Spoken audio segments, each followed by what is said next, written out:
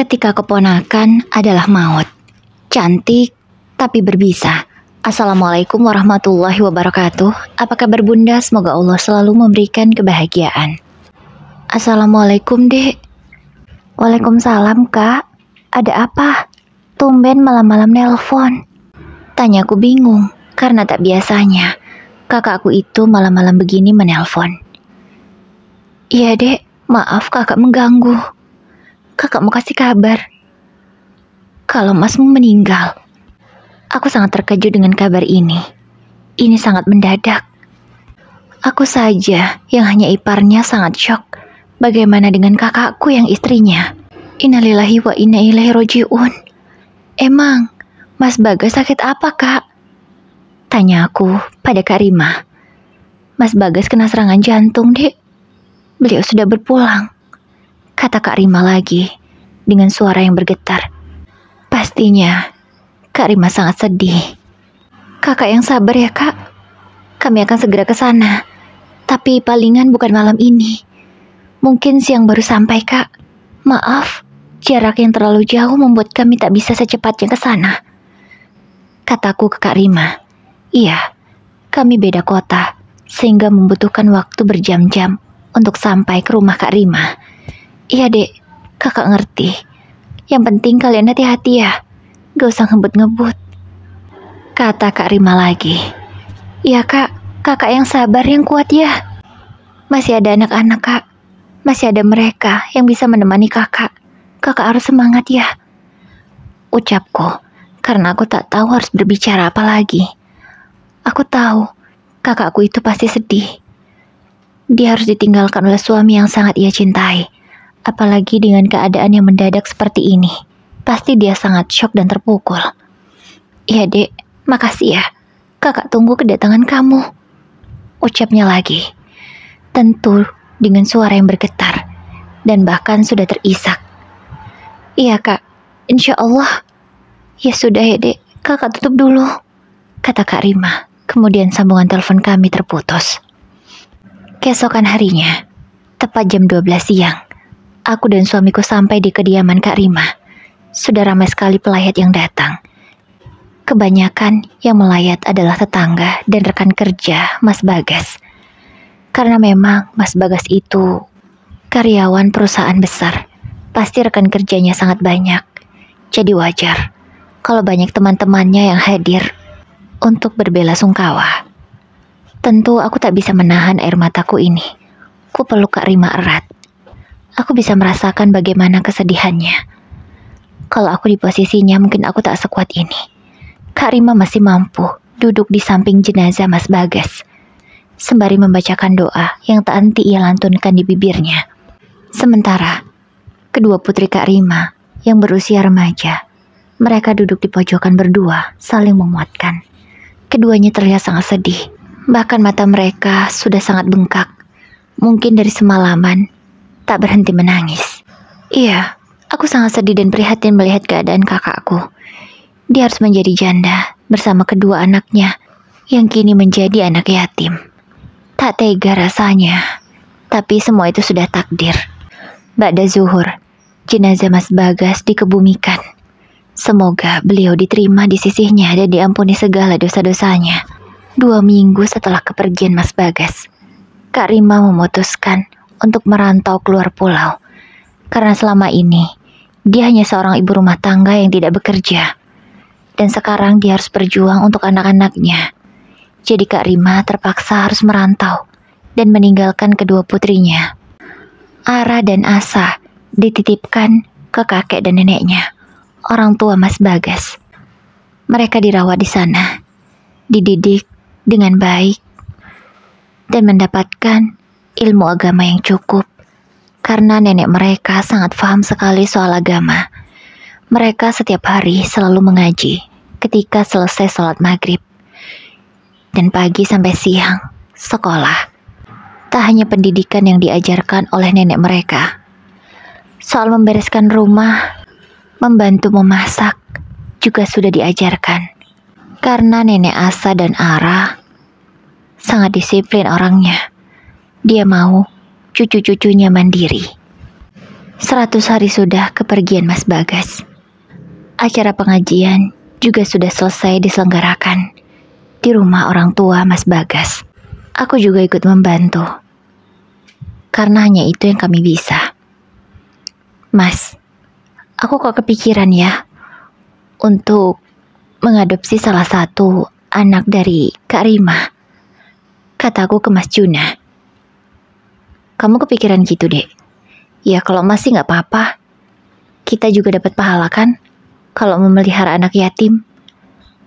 Kita juga bisa meringankan beban kakakmu kalau salah satu di antara mereka kita adopsi.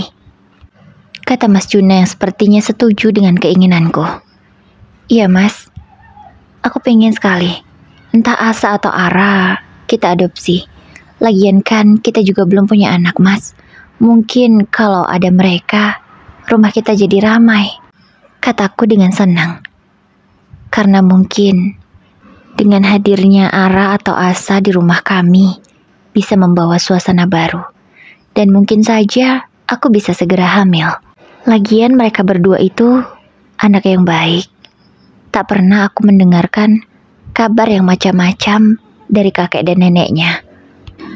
Tak sedikit pun aku ragu untuk mengajak salah satu di antara mereka. Sebenarnya tidak tega untuk memisahkan mereka berdua. Dan akhirnya aku dan Mas Juna memutuskan untuk menanyakan siapa yang mau ikut dengan kami. Asa, Ara, di antara kalian, siapa yang mau ikut dengan Om dan Tante? Maaf ya, kami gak bisa ajak kalian berdua. Karena Om dan Tante gak tega juga sama nenek dan kakek kalau kalian tinggal. Kataku pada Ara dan Asa. Keduanya saling pandang, kemudian menatap kakek dan nenek mereka. Ara aja tante yang ikut, Asa menemani kakek dan nenek di sini.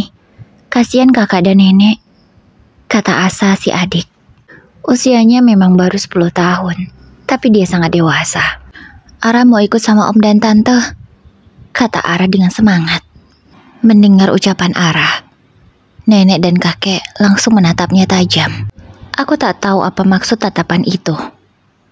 Apa mungkin mereka tidak mengizinkan Ara ikut dengan kami, atau apa, entahlah. Akhirnya, Ara yang ikut dengan kami. Dia segera mengemasi barang-barangnya. Karena hari ini juga, kami akan pulang. Ara, ingat ya, kamu di sana jangan aneh-aneh, jadi anak yang patuh dan baik. Jangan merepotkan Om dan Tantemu, kata nenek dan kakek Ara. Iya nek, kek, tenang aja. Ara gak akan susahin mereka, kata Ara. Akhirnya, kami bertiga berangkat. 6 jam perjalanan, barulah sampai di rumahku. Ara, ini kamar kamu ya? Kalau sebelahnya kamar Om dan Tante, kataku memberitahu Ara di mana kamarnya. Makasih ya Om Tante, kata Ara dengan lembut. Iya, dia selayaknya gadis lugu dan manis. Aku sangat menyukai Ara. Dia juga rajin, sering sekali membantuku memasak dan membereskan rumah. Aku adalah seorang guru, sementara suamiku menjadi pedagang daging ayam di pasar. Aktivitas kami setiap hari, jadi kalau di rumah itu paling hanya malam saja. Aku mengajar dari pagi sampai sore. Kalau sore, aku memang ada kelas tambahan. Sementara suamiku dari pagi sampai sore berjualan di pasar. Karena jam-jam segitulah ramainya pembeli. Kalau siang baru agak sepi. Waktu demi waktu kami lalui bersama. Kami layaknya keluarga cemara bahagia.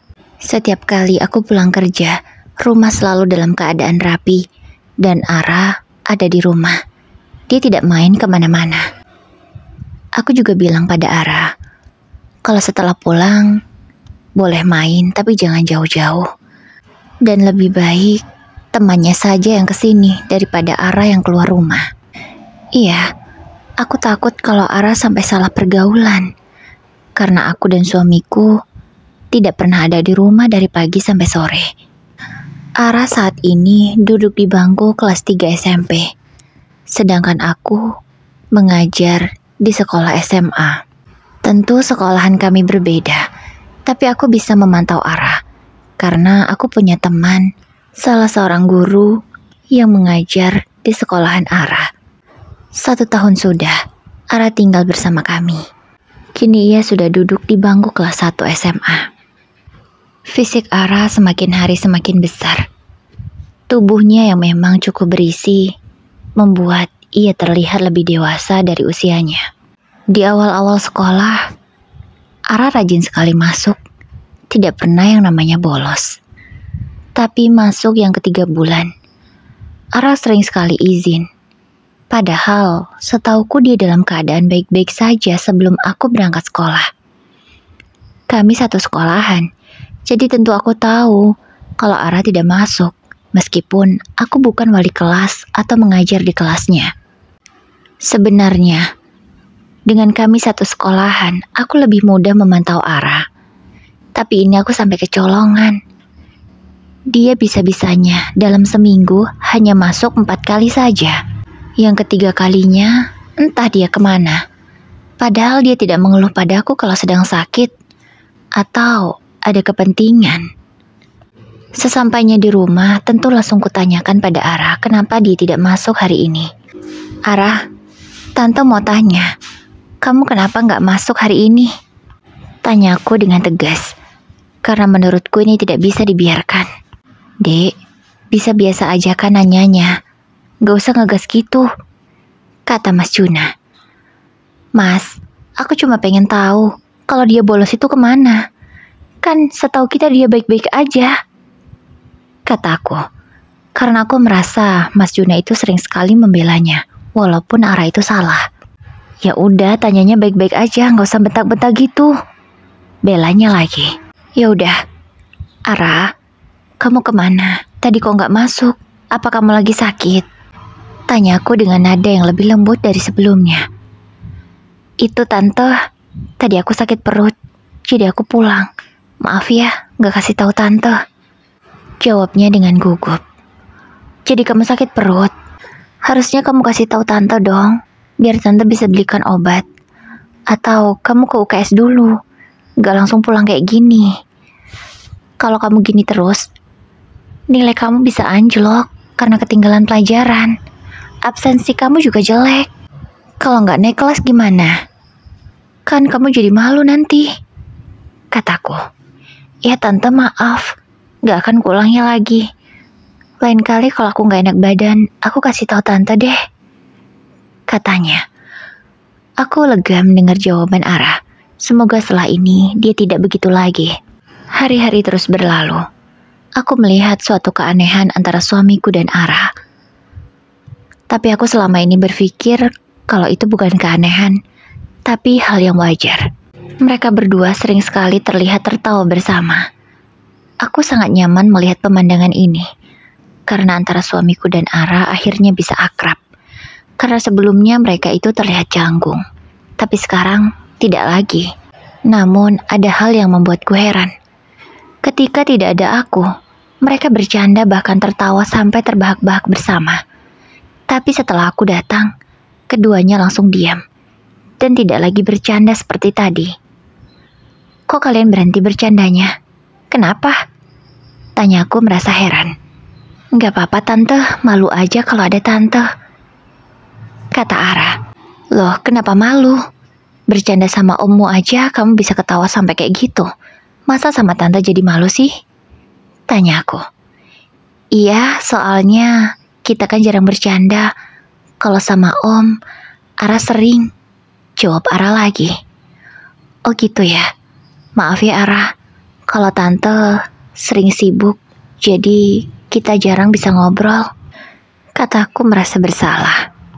Gak apa-apa Tante, yang penting Tante sehat, Ara udah senang, jawabnya sembari tersenyum. Mendengar jawaban Ara, aku merasa bahagia, karena dia benar-benar terlihat tulus. Aku sangat bersyukur, karena Ara sudah ada di kehidupan kami. Tapi tunggu, kenapa ada sesuatu yang aneh? Aku melihat suamiku dan Ara pagi ini. Mereka colek-colekan saat memasak di dapur. Iya, mereka memang terbiasa membuat sarapan bersama. Dan kupikir itu bukan hal yang aneh. Aku senang, karena selayaknya antara ayah dan anak. Tapi kenapa begitu ya? Mas Juna mencolek pipi Ara beberapa kali. Dan Ara berani mencubit perut suamiku. Ya, mereka seperti terlihat gemas satu sama lain. Kok kayak aneh ya? Sepertinya ini gak wajar. Setelah melihat beberapa kejadian, aku mulai menaruh curiga ke mereka berdua. Karena ada satu hal yang membuatku semakin curiga. Saat aku sudah berpamitan untuk berangkat kerja duluan, tiba-tiba aku harus kembali lagi ke rumah karena aku lupa membawa data siswa yang diminta kepala sekolah. Aku harus balik lagi. Aku langsung masuk ke dalam rumah begitu saja, karena aku pikir mereka sedang ada di ruang tamu. Kan seharusnya Ara harus cepat berangkat sekolah supaya tidak telat, dan suamiku harus segera ke pasar. Karena ini memang sudah siang. Biasanya suamiku ke pasar 6:30, tapi ini sudah jam 7, dia belum berangkat juga. Iya, di pasar suamiku bukan berjualan seorang diri. Dia sudah punya 2 orang karyawan. Biasanya suamiku di bagian kasir dan membantu karyawannya jika pembeli sangat ramai. Tapi kata orang-orang, akhir-akhir ini suamiku jarang sekali terlihat berjualan di pasar. Mereka seringnya bertemu dengan karyawan suamiku saja, sementara suamiku entah kemana. Saat aku masuk ke dalam rumah tampak sepi, tapi pintunya masih terbuka. Aku mencari keberadaan mereka, karena aku takut jika mereka lupa menutup pintu. Tapi setelah sampai dapur, betapa terkejutnya aku. Karena di depan mataku, kulihat keduanya sama-sama baru keluar dari dalam kamar mandi. Iya, suamiku dan keponakanku. Mereka keluar dari dalam kamar mandi bersamaan. Tentu itu bukan hal yang wajar. Tapi saat itu aku berpura-pura tidak tahu. Loh dek, kok kamu balik lagi? Ada yang ketinggalan? Tanya Mas Juna dengan gugup. Iya mas, ada data siswa yang ketinggalan. Ini mau aku ambil, jawabku. Aku segera masuk kamar dan mengambil apa yang aku butuhkan. Kemudian berpamitan ulang dan segera menuju ke sekolahan. Iya, aku dan Ara memang tidak pernah pergi bersama. Karena Ara selalu pergi bersama temannya, aku tidak bisa melarang. Aku juga tidak mau dibilang terlalu mengekang. Ya aku biarkan saja dia berangkat dan pulang bersama teman-temannya. Sesampainya di sekolah, seperti biasa, aku ke ruangan guru terlebih dahulu untuk memberikan laporan ini ke kepala sekolah. Ini Bu laporan yang Ibu minta, kataku sembari menyerahkan map berwarna merah itu. Terima kasih ya Bu Ningsih, kata kepala sekolah. Iya Bu, sama-sama, jawabku sembari tersenyum. Kalau begitu saya permisi ya Bu, kataku. Sebentar Bu Ningsih, panggil kepala sekolah. Iya Bu, ada apa? Tanyaku. Ini loh Bu, saya mau nanya. Kenapa ya? Sudah seminggu ini saya nggak pernah ketemu suami Ibu di pasar. Selalu aja karyawannya. Apa suami Ibu sedang sakit? Tanya Ibu kepala sekolah. Enggak kok Bu, suami saya selalu pergi ke pasar kok, jawabku, karena memang itu yang aku tahu. Loh, apa iya Bu? Tapi udah seminggu ini loh, saya memang beli ayam terus tiap hari, karena anak saya maunya ayam terus. Dan saya memang gak pernah beli banyak, setiap hari ke pasar ya belinya sekilo, untuk 1 hari, besok beli lagi gitu. Dan setiap kali saya beli ayam di tempat Ibu nih, gak ada suami Ibu, kata Ibu kepala sekolah lagi meyakinkanku. Aku jadi bingung. Padahal seminggu ini Mas Juna pamitnya ya ke pasar jualan.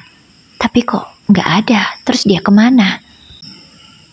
Aku masih berpikir dan tiba-tiba dikagetkan dengan ketukan pintu. Iya masuk, kata Ibu kepala sekolah. Permisi Bu, saya mau laporan. Ternyata Ibu Widya yang datang, wali kelas Ara. Silakan Bu Widya duduk, kata Ibu kepala sekolah mempersilahkan Bu Widya duduk. Iya Bu, begini, Saya mau laporan. Kebetulan nih, ada Bu Ningsih di sini. Saya mau laporan, Bu. Kalau Ara sudah seminggu ini cuman masuk jam pertama sama kedua aja. Selepas itu entah kemana. Teman-temannya juga nggak ada yang tahu. Pokoknya selesai jam istirahat, anak itu ngilang gitu aja. Saya sampai bingung. Saya mau nanya sih sebenarnya sama Bu Ningsih dari kemarin. Tapi gak enak, kata Bu Widya. Apa Bu?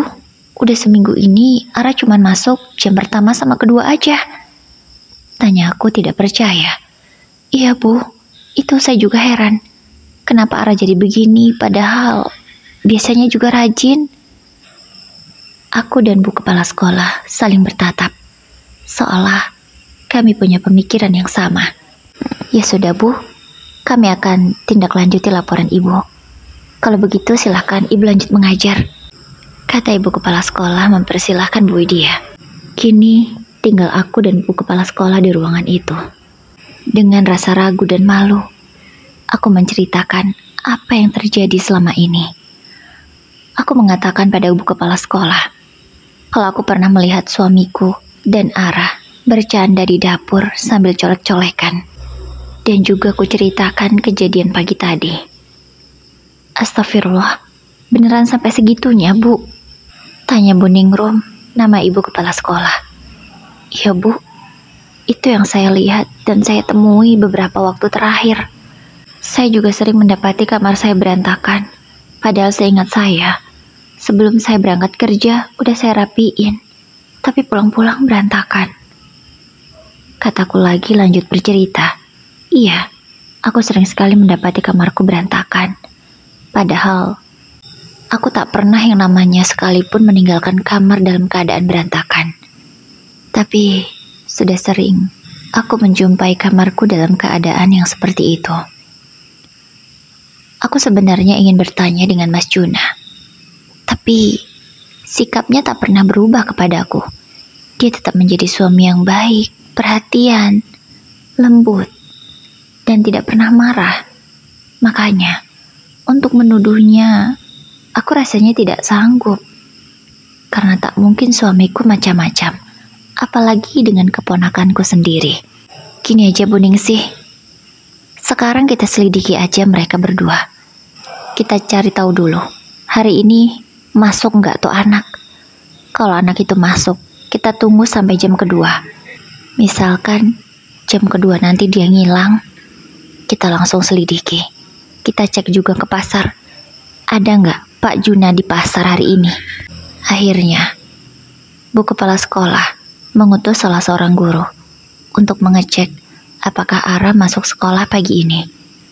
Setelah mendapatkan info, ternyata Ara tidak masuk tanpa keterangan.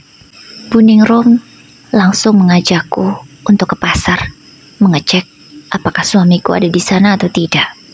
Dan kalau tidak, sudah pasti mereka ada di rumah. Sesampainya di pasar, karyawanku hanya berdua, tanpa Mas Juna. Kemana Bapak? Tanyaku ke Budi dan Anto. Bapak nggak tahu Bu, jawab Budi gugup. Kok kamu gugup gitu jawabnya? Kamu tahu sesuatu ya? Tanyaku menyelidik. Maaf Bu, nggak tahu apa-apa. Tapi emang udah semingguan ini Bapak nggak pernah ke pasar. Bapak menyerahkan dagangan ini ke kami berdua, kata Budi lagi menjelaskan. Aku dan Bu Ningrum saling bertatap.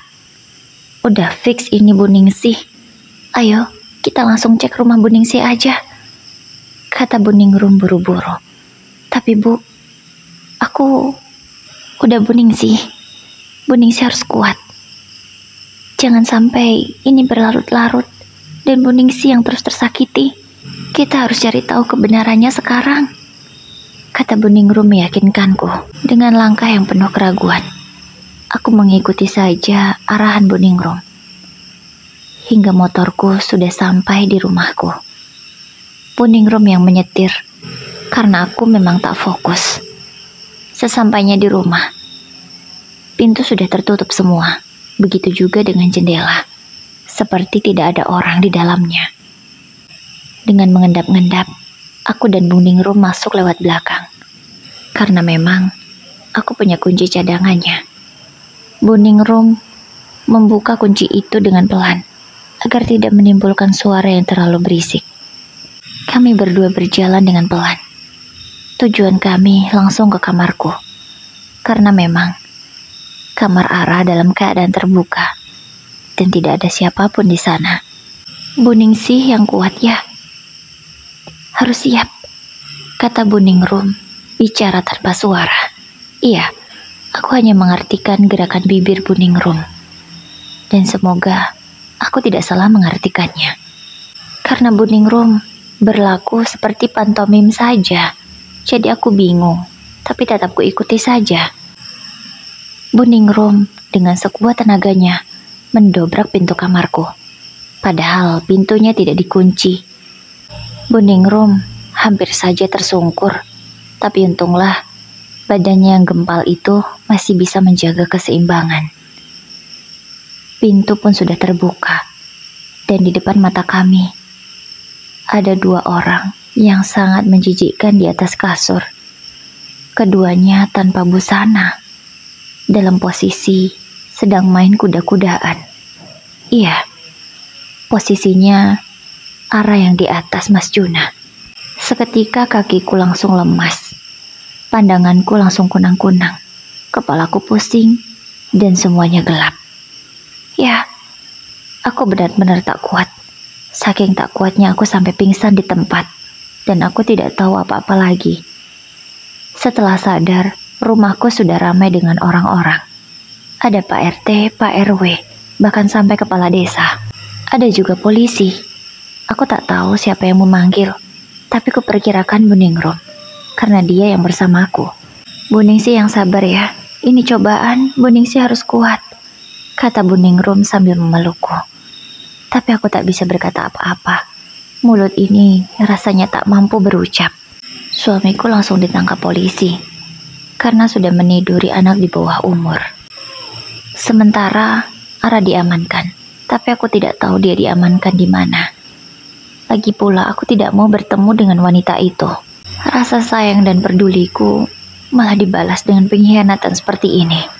Mas Juna setelah ditanya mengatakan kalau dia tidak bisa menahan godaan, sebab Ara selalu menggodanya setiap hari dengan berbagai macam cara. Awalnya memang tidak tergoda, tapi lama-kelamaan goyah juga imannya. Aku menyesal karena sudah mengadopsi Ara. Aku berharap dia bisa menjadi bagian dari keluargaku, tapi nyatanya malah menjadi musibah dalam keluargaku. Tiada lagi kata maaf bagi Mas Juna. Aku langsung mengajukan gugatan cerai dan dikabulkan. Proses persidangan akan segera diputuskan. Karena masalahku sudah viral kemana-mana. Dan memang hanya satu yang aku mau. Aku ingin cerai. Aku sudah menjanda sekarang. Aku harus melanjutkan hidupku. Ya, meskipun masa laluku pahit, tapi aku tak boleh terus-terusan terpuruk. Aku harus bangkit. Kulanjutkan profesiku sebagai guru dan meneruskan usahaku berjualan ayam potong di pasar. Iya, ini memang usahaku dengan suamiku. Dulu aku yang memodali Mas Juna supaya bisa berjualan di pasar seperti ini. Karena suamiku terkena PHK, dia tidak punya pekerjaan. Kami berdua putar otak agar masih punya pemasukan. Akhirnya kami menjatuhkan pilihan usaha jualan ayam potong. Alhamdulillah rezeki kami bagus di situ. Tapi Mas Juna malah menyia-nyiakan semuanya. Dengan kebodohannya, dia malah harus kehilangan apa yang sudah dia dapat. Aku sudah bangkit dari keterpurukanku. Bahkan sekarang, aku sudah memiliki calon suami yang mudah-mudahan dia setia dan tidak mudah tergoda dengan wanita lain.